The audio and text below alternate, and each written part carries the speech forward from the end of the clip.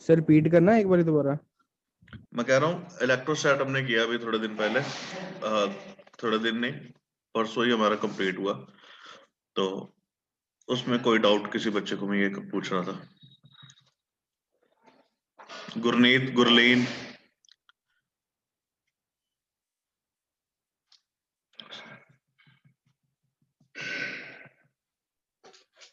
जो फोन नहीं उठा रही। चलो कोई बात नहीं। आपको डाउट इलेक्ट्रोस्टैट के किसी पार्ट में, electric charges and field, electric potential and capacitance?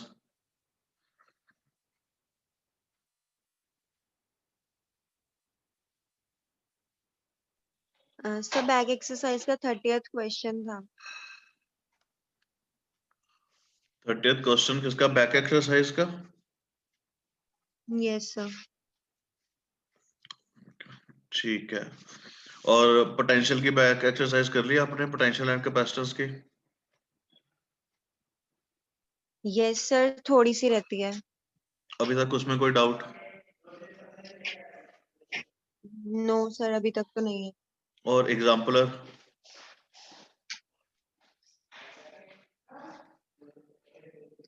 Sir वो एमसीक्यूज किए हैं, आगे करना है उसका। चलो आज शाम तक कंप्लीट हो जाएगा मोस्ट प्रोबेबली। तो फिर मुझे इकट्ठे डाउट बता देना दोनों का, मैं ये करवा दूंगा।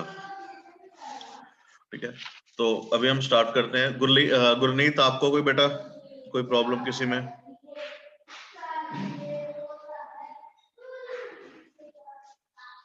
No sir.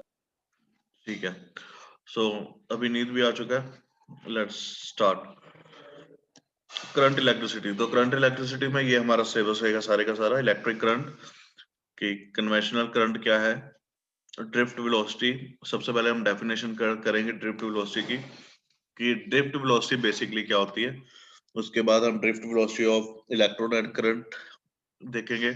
Current density, Ohm's law, resistance, resistivity, conduction, conductivity, temperature dependence, colour code resistor. अभी ये आपके सिलेबस से निकाल दिया उन्होंने कलर कोड, तो और फिर भी हम इसे कर लेंगे, कुछ ज्यादा किया हो तो अच्छी बात है। Then is series and parallel combination of resistors, EMF, ये भी निकल गया सिलेबस में से, तो ये भी मैं शेयर करता हूँ आपके साथ।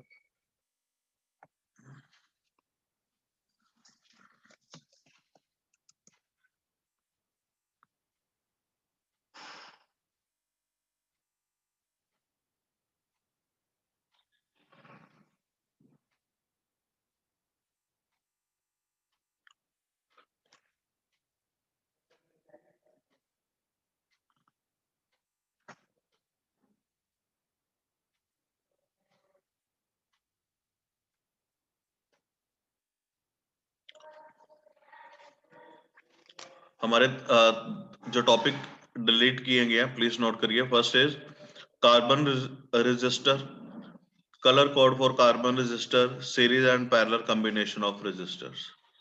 ये टॉपिक 3 जो है वो रिमूव किए गए। कौन से? हाँ जी, ये आपकी स्क्रीन के ऊपर है topic carbon resistor, colour code for carbon resistor, series and parallel combination of resistor.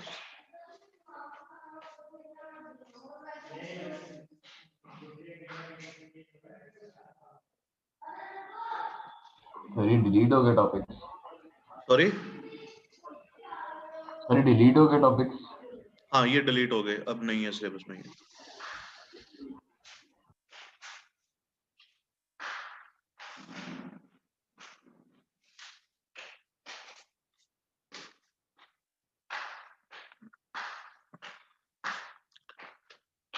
तेरे चलने की इतनी आवाज क्यों आती है तेरे? वो सड़क पे भी चलता है। हाँ,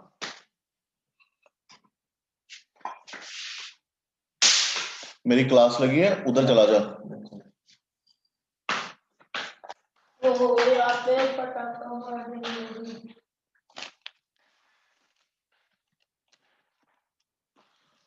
So let's start with the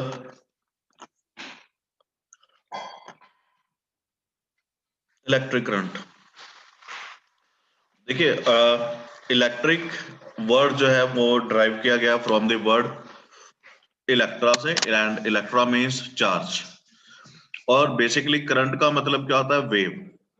जैसे पानी में कोई वेव उठती है तो उसे हम क्या बोलते हैं? करंट। तो जब कोई चार्ज की वेव चलती है from one point two another point, तो उसे हम नाम दे देते हैं इलेक्ट्रिक करंट। ठीक है, this is a basic combination की ये वर्ड एग्जिस्टेंस में कैसे आया। Electric is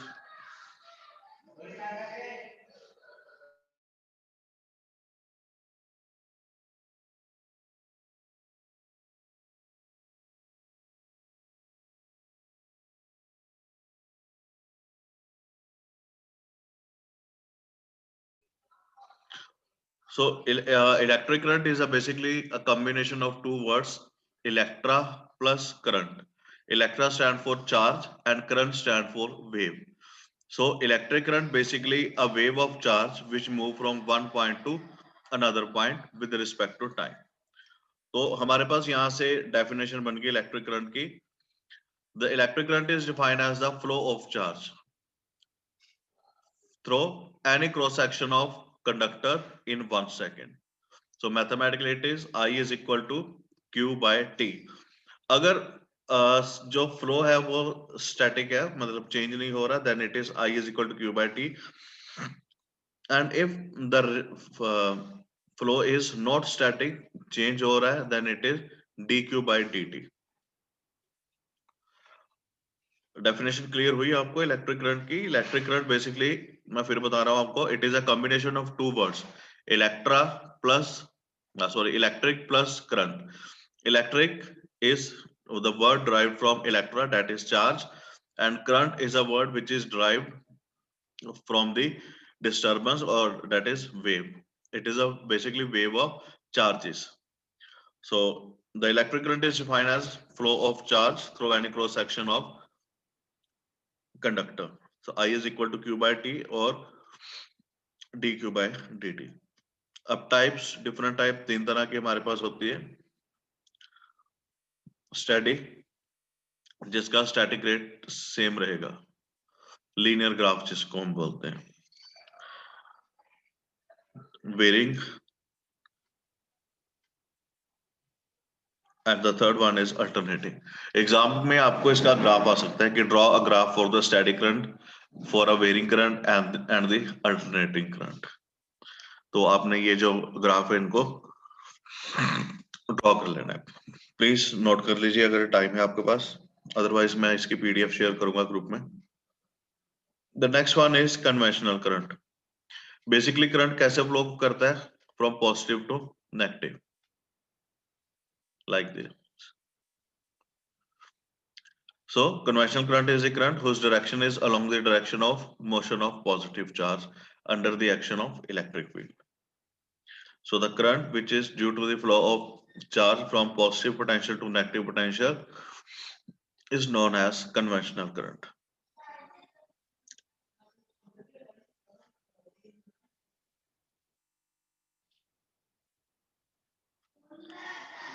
The next one is drift velocity. तो ड्रिफ्ट वेलोसिटी करने से पहले हम ड्रिफ्ट का मतलब समझते हैं. जय शर्मा, व्हाट इज ड्रिफ्ट?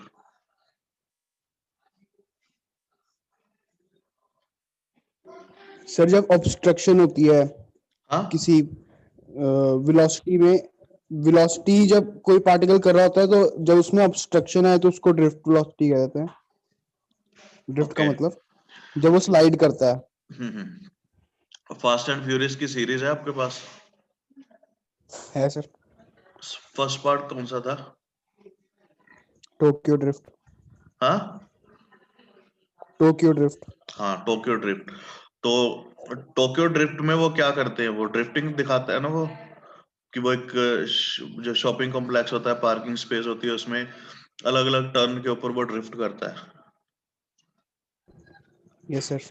ठीक है ना? तो उसको याद करके अब इसकी डेफिनेशन बनाओ कि व्हाट इज ड्रिफ्ट.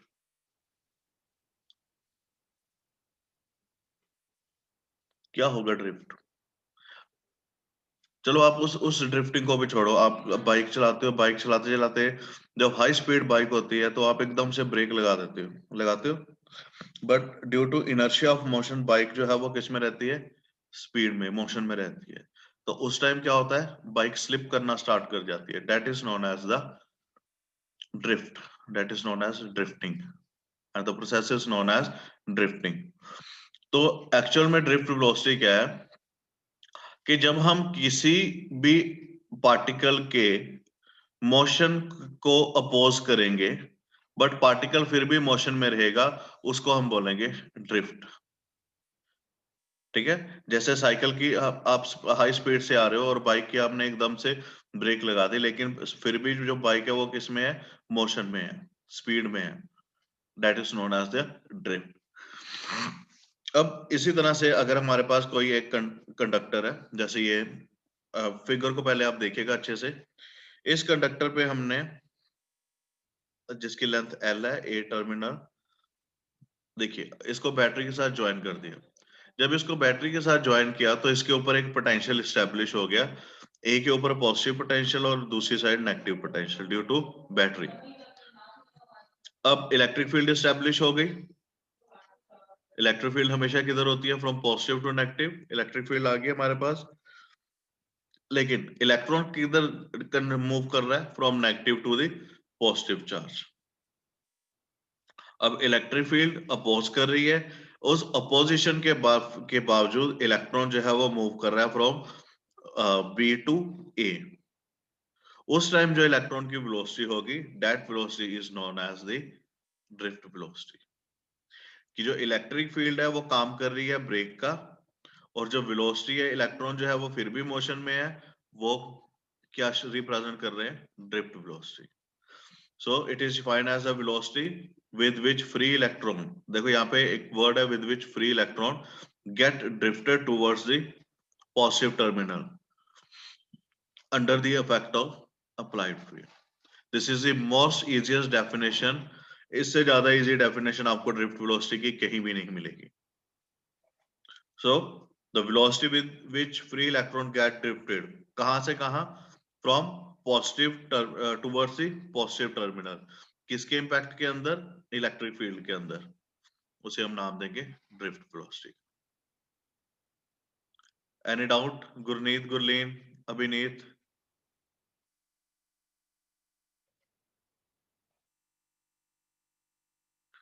गुरलीन सो रहे हो? हाँ सर। No sir. मैं डाउट पूछ रहा हूं फिर भी चुप करके क्यों बैठे हो फिर?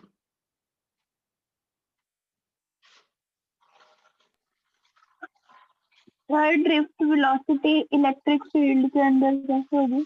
उसके अपोज होगी, उसके अंडर नहीं होगी, उसके ऑपोजिट होगी। आप डायग्राम को देखिए, ड्रिफ्ट जो ई की डायरेक्शन कौन सी है और इलेक्ट्रॉन की ड्रिफ्ट वेलोसिटी वीडी की डायरेक्शन कौन सी है? जय शर्मा? क्लियर है सर? सर मतलब जब तक इलेक्ट्रिक फील्ड नहीं लगेगी तब तक ड्रिफ्ट वेलोसिटी नहीं होगी, क्योंकि वो ये फिर अपोज तो कर वो रही है। इजीली मूव करेगा ना, फिर तो बात ही नहीं आई, फिर तो इजीली मूव कर रहा है वो। ठीक है सर, क्लियर है। ठीक है ना? तो बात तो ये है कि जब ड्रिफ्ट वेलोसिटी लगी, ड्रिफ्ट वेलोसिटी लगने के बाद उसको ऑपोजिशन मिली। जब आप ब्रेक नहीं लगा रहे बाइक की, तब तक तो बाइक आराम से मूव कर रहा है, लेकिन जैसे ही आप ब्रेक लगाओगे तभी ड्रिफ्टिंग आएगी ना। आपने टोक्यो ड्रिफ्ट में मूवी में भी देखा है कि जैसे ही वो ड्रिफ्ट करता है, वो सबसे पहले क्या करता है, हैंड ब्रेक खींचता है कि उसकी स्पीड को अपोज मिले। जैसे ही वो हैंड ब्रेक खींचता है और नीचे से वो एक्सेलरेट करता है, एक्सेलरेट करते ही उसकी गाड़ी जो है वो ड्रिफ्ट कर जाती है।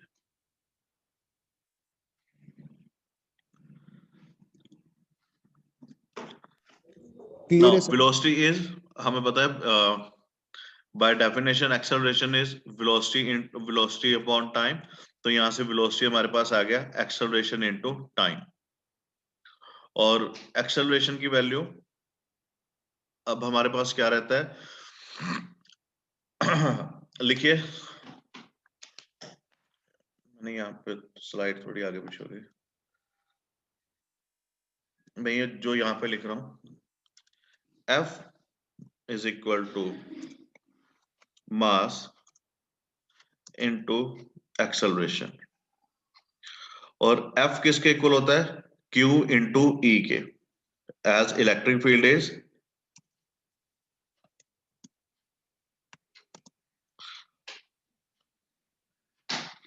Electric field is the force experienced by unit charge, basic charge E। तो यहां से हमारे पास क्या बन गया, F is equal to E of E। तो हम इस F की वैल्यू सब्स्टिट्यूट करेंगे। F की वैल्यू सब्स्टिट्यूट करने के बाद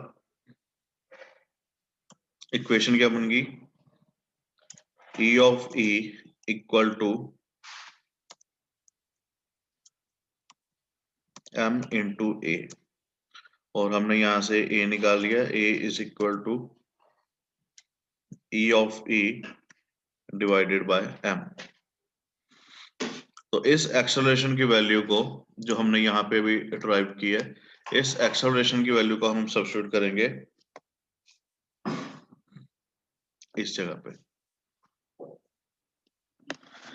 जैसे हम इस जगह पे सब्स्टिट्यूट करेंगे एक्सेलरेशन की वैल्यू को, तो हमारे पास जो ऑब्टेन्ड वैल्यू रहेगी, that value will be this. क्योंकि वेलोसिटी को अपोज करती है ये ड्रिफ्ट, तो यहाँ पे नेगेटिव साइन आ जाएगा हमारे पास। प्लीज नोट करिए इसे जल्दी से।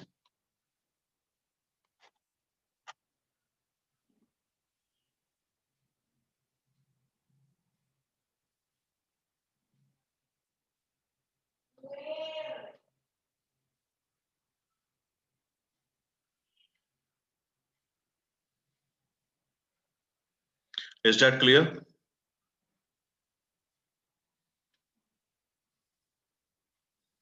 फिर कोई मुझे रिप्लाई नहीं कर रहा, मैंने क्लास लेनी Yes, छोड़ sir. देनी आप लोगों की। Yes, sir.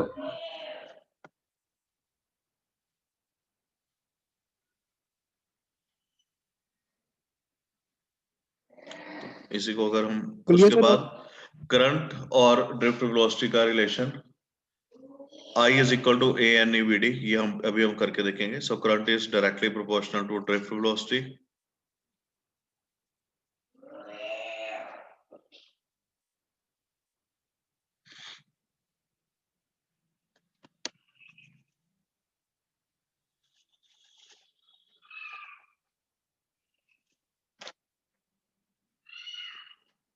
Next is current density. Current density is कि कितना करंट फ्लो कर रहा है कितने यूनिट एरिया में से। ये डेफिनेशन आपने पढ़ी होगी, इसे एक बार गो थ्रू हो जाइए, फिर हम नेक्स्ट करते हैं करंट डेंसिटी।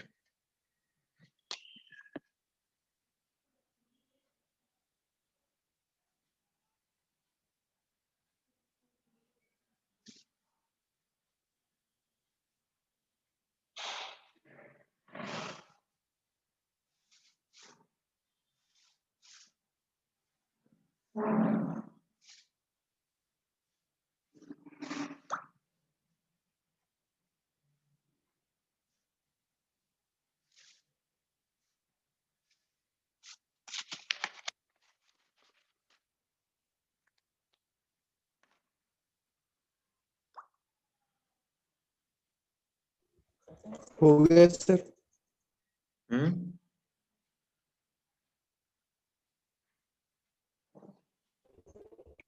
मैं पढ़ लिया। मुझे आवाज क्लियर नहीं आ रही बेटा।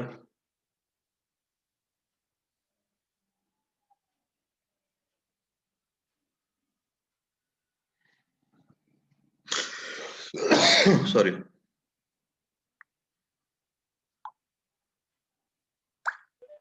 Done, sir.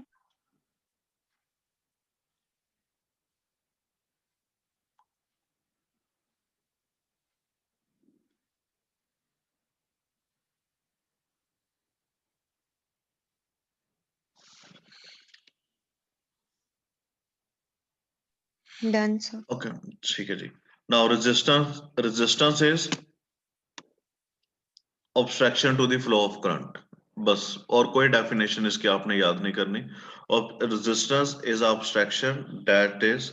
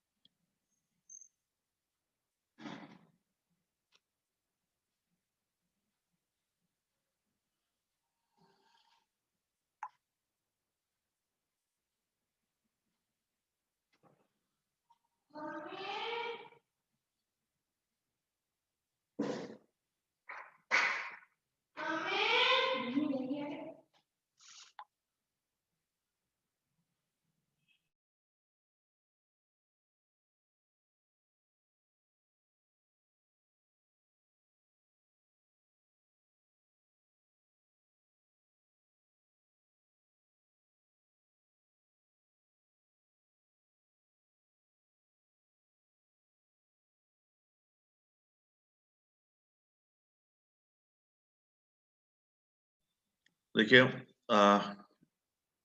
इसके ऊपर कैसे अब आपको एग्जाम में क्वेश्चन आएगा कि proof ohm's law by using relation between current and drift velocity.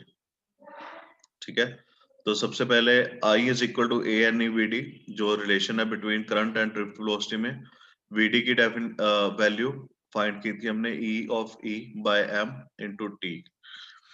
उसके बाद N E square A T M V by L है, एल वी बाय एल। ठीक है, L is length of conductor, तो हमने इसको कर दिया V बाय आई, और बाकी सारी term M L N E square A torque T. अब V बाय आई किसके इक्वल होता है हमारे पास, R के। तो R को जब हम कंपेयर करते हैं इस इक्वेशन के साथ, R is equal to rho L by A, तो कंपेयर करने के बाद ये रो की वैल्यू किसके इक्वल निकली, M N E square into T के बराबर। सो दिस इज इसके ऊपर क्वेश्चन मैं आपको लिख देता हूँ कि कैसे होगा।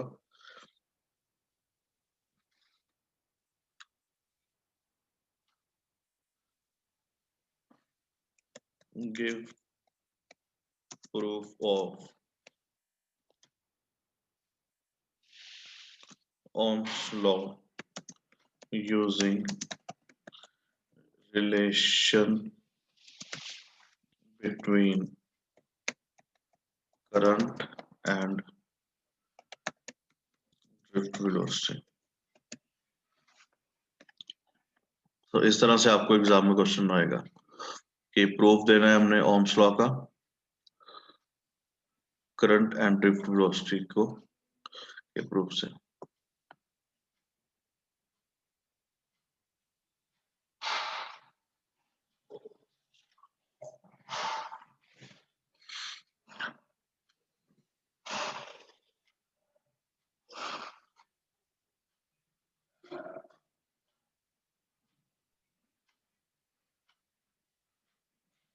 Any doubt? Please discuss.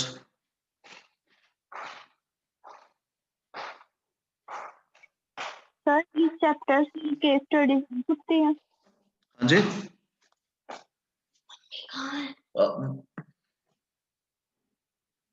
बच्चे मुझे आवाज नहीं आ रही, प्लीज क्वेश्चन चैट बॉक्स में सेंड करो।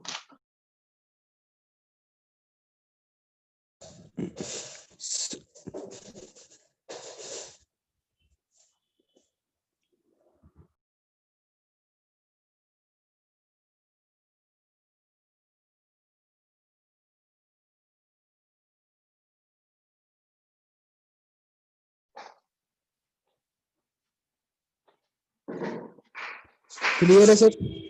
बेटा केस स्टडी गुरनीत बेटा किसी भी चैप्टर में से आ सकती है। केस स्टडी का कुछ भी नहीं पता वो कहां से डालेंगे कहां से नहीं डालेंगे। केस स्टडी तो आनी ही आनी है। ये चीज आप अपने दिमाग में लेके चलो कि इस बार सीबीएसई ने केस स्टडी इंट्रोड्यूस की है, इट मींस वो कहीं से कुछ भी डाल सकते हैं, इसीलिए हम साइड बाय साइड एनसीईआरटी को फॉलो कर रहे हैं। अब मुझे दोबारा ये क्वेश्चन मत करना कि सर Yes, इसमें से आ sir. सकती है कि किस में से आ सकती है, किसी भी चैप्टर में से आ सकती है केस स्टडी। इसीलिए मैं आपको एग्जाम्पलर भी साइड बाय साइड करा रहा हूं कि एमसीक्यू उसमें से ना आ जाए। आप छोटे बच्चों की तरह अब ये क्वेश्चन मत करो कि इसमें से ये आ सकता है कि नहीं आ सकता। You people are mature enough. किसी चैप्टर में से इट इज अ सीबीएसई, इसका एक फिक्स पैटर्न रहता है कि किसी भी चैप्टर में से कुछ भी वो डाल सकते हैं, but with in the syllabus. जो उन्होंने सिलेबस में लिख दिया उस टॉपिक में से वो कुछ भी पूछ सकते हैं, चाहे वो उसकी केस स्टडी पूछे, चाहे उसका वो एमसीक्यू पूछे, फिल इन पूछे, जो मर्जी पूछे, ये उनकी मर्जी है। आपको मैंने सैंपल पेपर इसीलिए प्रोवाइड किया था कि आप उस सैंपल पेपर को देखो और उसमें से देखो क्या क्या चीजें आ सकती हैं, क्या पैटर्न आएगा उसका। Is that clear? अगर उसने बोला है सीबीएसई ने कि मैं 5 मार्क्स का ये इसमें से पेपर डाल रहा हूं, तो वो 5 मार्क्स की हो सकता है सीधी केस स्टडी डाल दे। तो ये क्वेश्चन दोबारा ना हो मेरे पास कि इसमें से ये आ सकता है कि नहीं आ सकता। मैं कोई अनएक्सपीरियंस पर्सन नहीं हूँ जो मैं आप लोगों का सुबह भी टाइम खराब कर रहा हूँ या जो हमने शाम को क्लास स्टार्ट करनी है उसमें भी टाइम खराब करूँ, या मैं अपने 2-2 3-3 घंटे बिना मतलब से खराब कर रहा हूँ।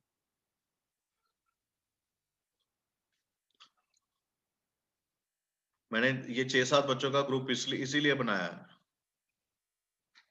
जिनको मैं 95 से ऊपर लेके जाना चाहता हूँ, और आप मुझे क्वेश्चन कर रहे हो कि इसमें से ये आ सकता है।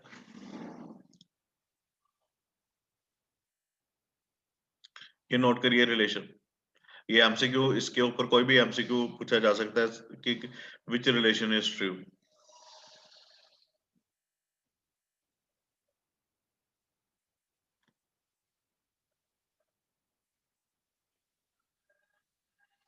जल्दी से इसको, ये जो ऊपर 3 रिलेशन दिए हुए हैं आपके पास, इन तीनों रिलेशन को अपने नोटबुक पे नोट कर लो और बाकी स्लाइड को रीड कर लो, बस, और कुछ नहीं करना।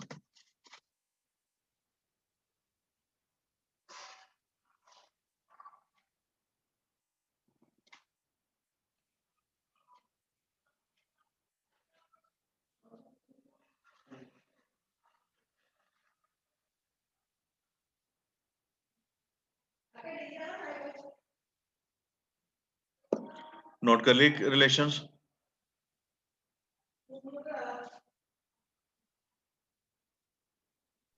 No, sir. Yes, sir. 1 minute.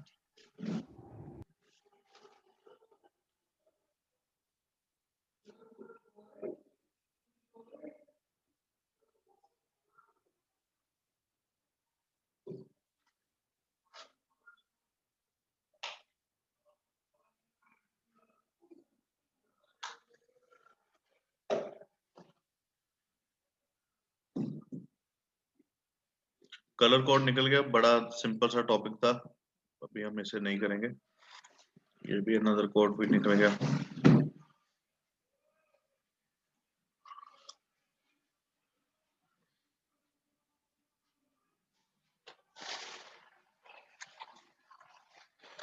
एक ये कंपैरिजन नोट कर लीजिए, ईएमएफ एंड पोटेंशियल डिफरेंस का, comparison of EMF and potential difference, please note it down.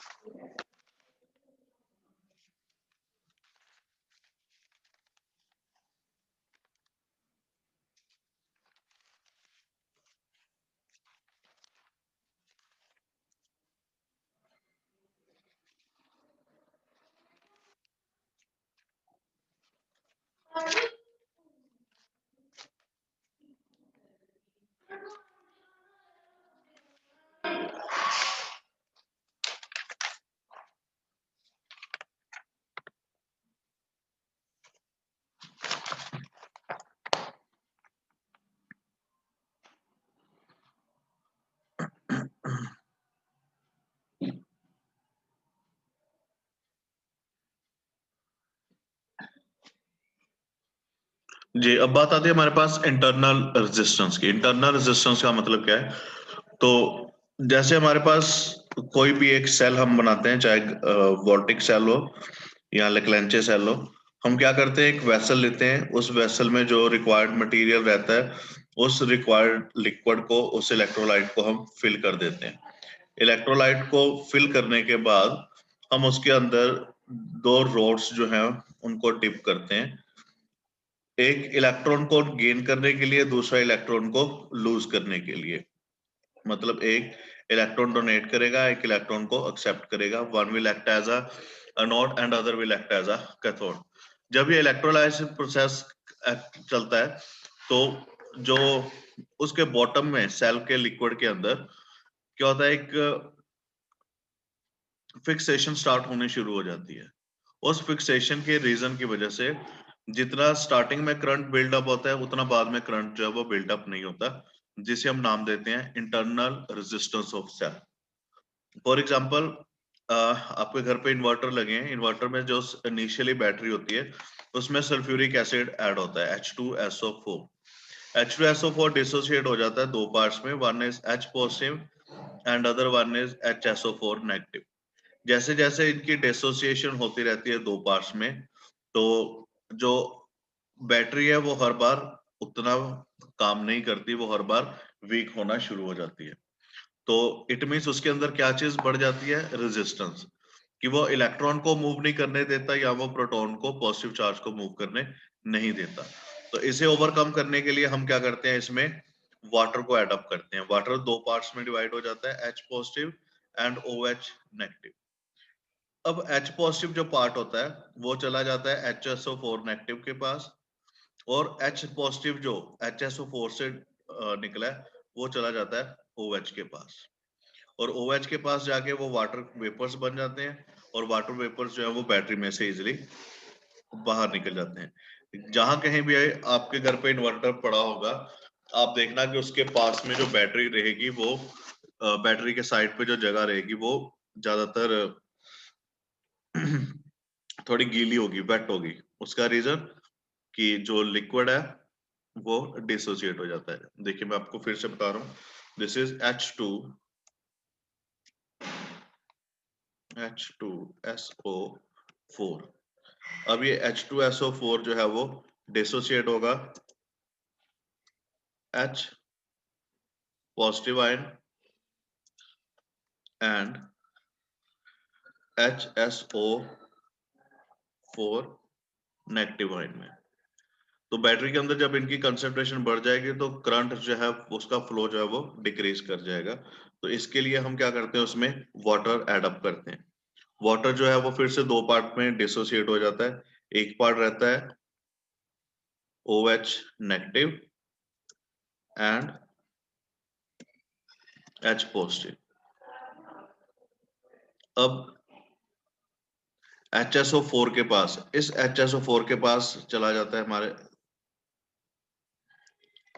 ये H पार्ट, और ये H पार्ट आपस में मिलके दोबारा से क्या चीज बना देते हैं, H2SO4, जिससे सल्फ्यूरिक एसिड की कंसंट्रेशन बढ़ जाती है और वो सेम अमाउंट ऑफ करंट दोबारा से प्रोड्यूस करना शुरू कर देता है।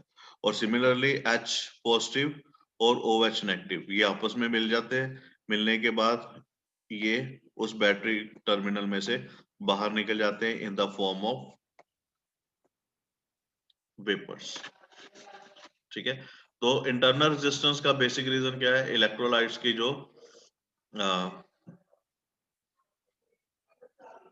पॉजिटिव एंड नेगेटिव चार्ज है, that is the main reason, कि वो बहुत ज्यादा बढ़ जाते हैं जिसकी वजह से वो डिसोसिएट ज्यादा नहीं हो पाता 60। तो उस टाइम जो उसका रेजिस्टेंस होगा, that resistance will be known as internal resistance of cell. देखिए, the opposition offered by the electrolyte of cell to the flow of electric current is called internal resistance.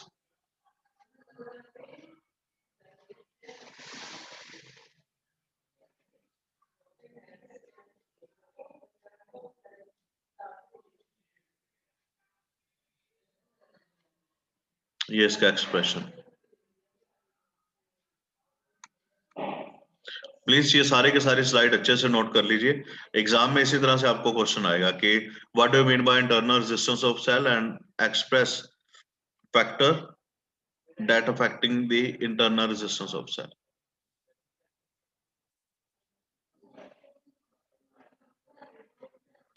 Please अच्छे से note करिए इसे।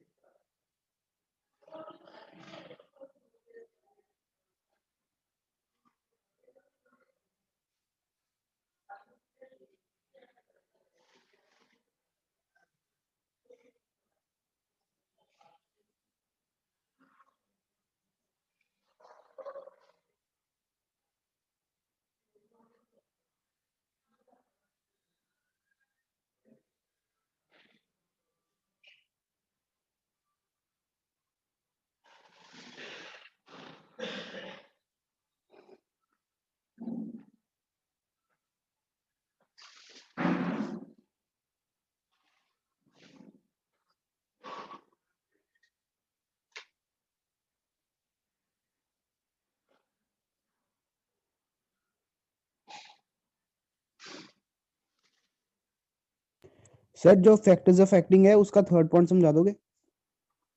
The internal resistance of cell is inversely proportional to common area of electrode dipping in the electrolyte.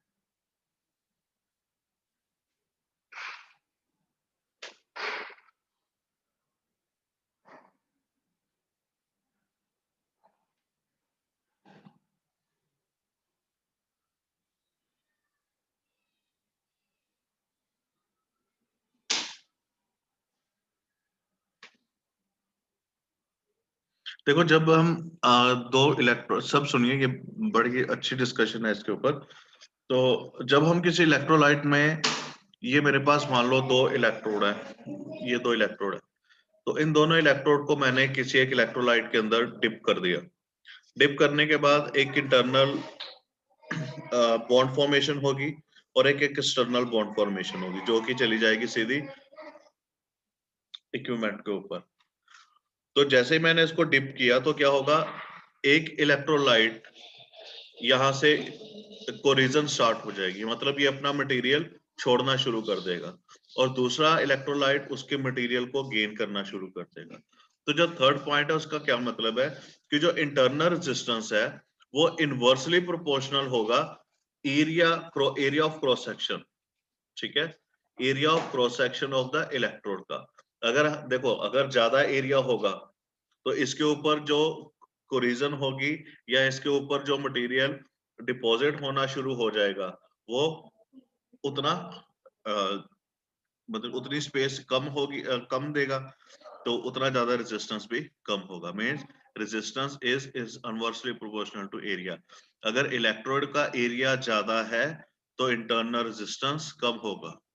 अगर electrode हमने बिल्कुल बारीक से रखे हुए हैं तो उसका इंटरनल रेजिस्टेंस ज्यादा होगा। क्यों ज्यादा होगा?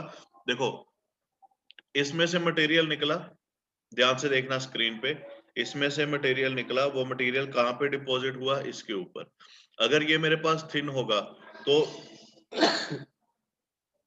सॉरी, अगर ये इलेक्ट्रोड मेरे पास थिन होगा तो इसके ऊपर वो जो मटेरियल इस इलेक्ट्रोड से निकल रहा है उसको जल्दी कवर कर लेगा और ये इलेक्ट्रॉन कंडक्टिविटी शो नहीं कर पाएगा।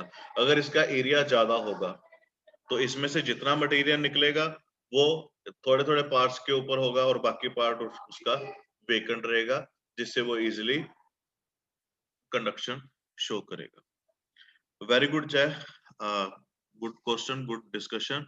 सो internal resistance is inversely proportional to common area of electrode dipping in the electrolyte.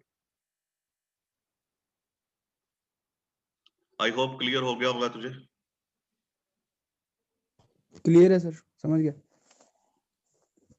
ये नीचे रिलेशन है, it's a relation between current and internal resistance.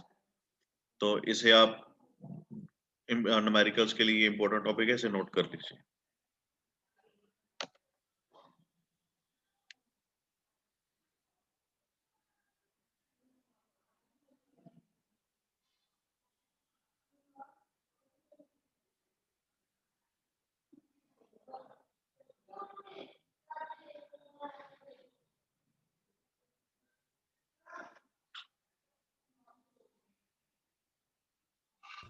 कर लिया sir note.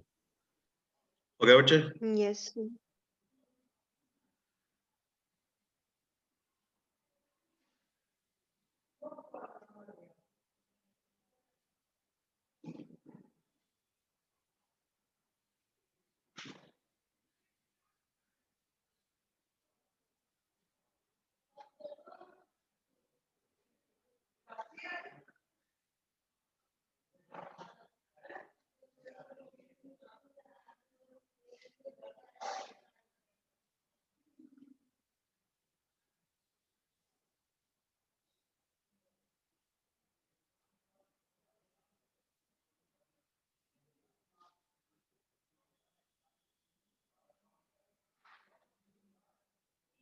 Internal resistance of cell in terms of E, B and R.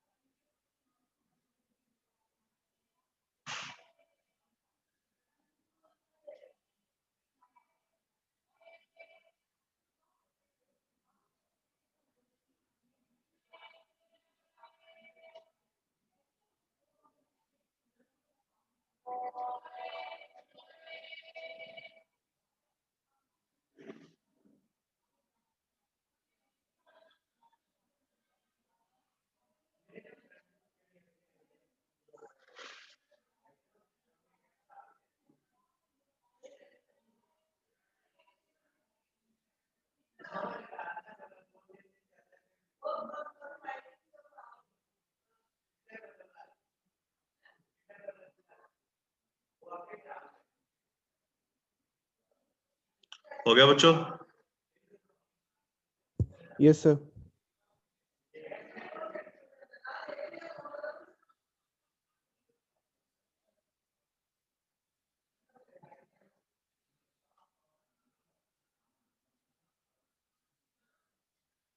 उसके बाद हमारे पास आ गया sales in series combination.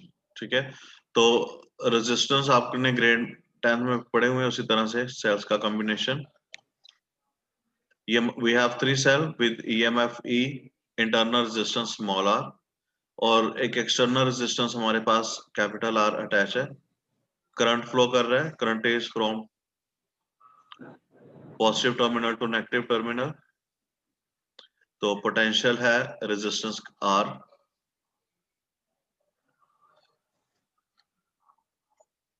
तो टोटल EMF, ये मैंने एक जनरल केस है, total EMF of battery N into E, total internal resistance N into R। तो अभी ये सारे का सारा किस में हमारे पास सीरीज में। ठीक है, तो सीरीज में होने की वजह से NR प्लस R। करंट आ गया NE, जैसे I is equal to V by R, V की जगह EMF divided by total resistance of circuit NR plus R। तो ये आपके पास सीरीज कॉम्बिनेशन बन गया बैटरीज का, सेल्स का, sorry.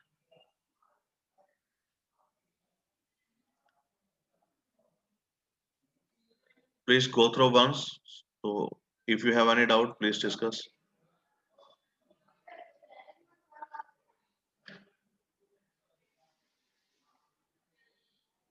I is equal to NE divided by NR plus R, where small r is the internal resistance, capital R is the resistance provided in the series having potential V, and I is the current that is flowing from positive terminal to the negative terminal. Any doubt within this article? Gurleen? So उसका conclusion क्या है नीचे?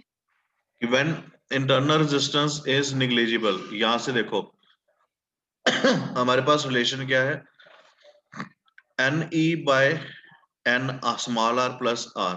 अगर हम R को negligible कर दें या R को हम 0 कर दें, ठीक है, तो हमारे पास क्या होगा, मैक्सिमम करंट फ्लो करेगा।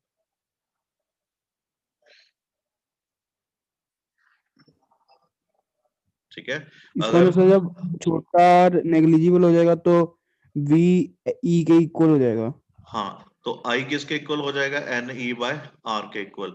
और हमने क्या लिखा है, when internal resistance is negligible in compare to the external resistance, then the cells are connected in series to get maximum current। ठीक है, तो फिर हमारे पास क्या होगा, टोटल EMF जो है वो ज्यादा हो जाएगी।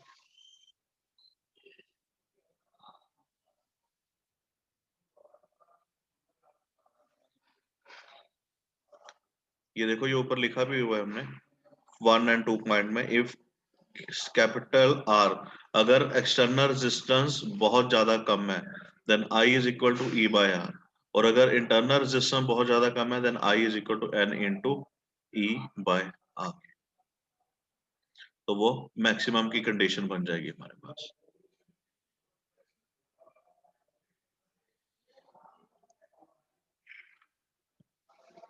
अभिनीत क्लियर है बेटा? तो अभी सीबीएसई की जो डिमांड रहती है, अगर वो आपको बोले कि give expression for cells in series combination, तो आपने ये सारी की सारी इंफॉर्मेशन वहां पे मेंशन करनी है, जो मैंने 3 पॉइंट्स लिखे हैं। The EMF of battery is the sum of individual EMF, the EMF in each cell is the same and is identical with the current in the entire arrangement, the total internal resistance of the battery is the sum of the individual internal resistance. जब आप ये तीनों points वहां पे लिखोगे, तभी आपका जो फर्दर स्टेप्स हैं वो प्रूफ हो पाएंगे, अदरवाइज सीबीएसई मार्क्स डिडक्ट कर लेती है। और आपने जो सर्किट बनाना है वो भी इसी तरह से, सेल बनाया, उसका इंटरनल रेजिस्टेंस शो किया, और साथ में एक बॉक्स। इस बॉक्स का मतलब क्या रहेगा कि जो ईएमएफ ई है, उसी सेल का इंटरनल रेजिस्टेंस है आर। अगर आप इसके अंदर बॉक्स नहीं बनाओगे तो ये जो रेजिस्टेंस है वो एक्स्ट्रा रेजिस्टेंस आ जाएगा, हम फिर इंटरनल रेजिस्टेंस को हमें दोबारा से कंसीडर करना पड़ेगा विद द न्यू स्टेप। तो आपने ये बॉक्स बना के उसको सेपरेट जरूर शो करना है, तीनों को 3 बनाओ 4 बनाओ, हमने यहाँ पे एक सिंपल लिख दिया n इंटू ई, तो इसको आपने एज इट इज ही लिखना है। अभी हम पैरेलल की बात करते हैं। So cells in parallel combination, ये हमारे पास पैरेलल कॉम्बिनेशन आ गया। Again current is flowing from positive to negative terminal, EMF is E and internal resistance is R. Total EMF, क्योंकि ये सारी की सारी पैरेलल में है तो हमारे पास E आएगा। Total internal resistance divided by batteries.